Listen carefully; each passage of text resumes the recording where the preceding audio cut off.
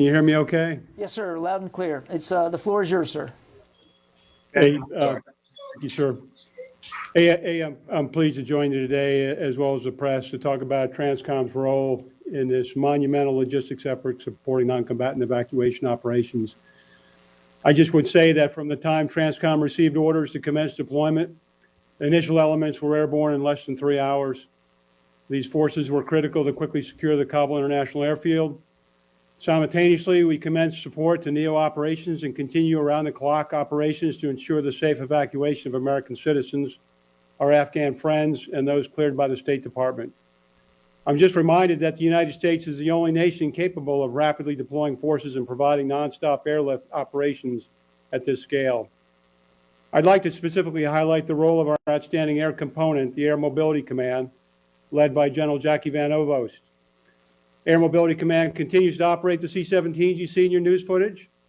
Less visible but equally important is their contingency response group operating at the Kabul airport and a multitude of other forces providing en route support.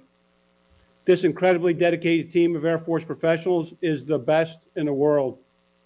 I did have the opportunity this week to speak with the crew, call sign Reach 871, the C-17 flight that carried the 823 Afghans from Kabul to safety. The iconic photo of hundreds of Afghans on the floor of a C-17 illustrates the desperation, fear, and uncertainty of the Afghan people, but also the life-saving capability and compassion of our military members.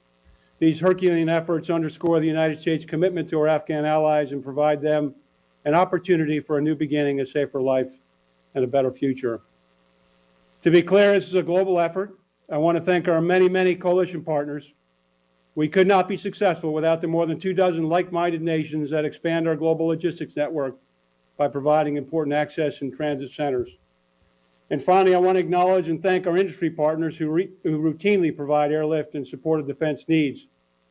Many of you reported on the Secretary's decision to activate Stage 1 of the Civil Reserve Air Fleet, and we greatly appreciate the teamwork and contributions of our commercial aviation partners.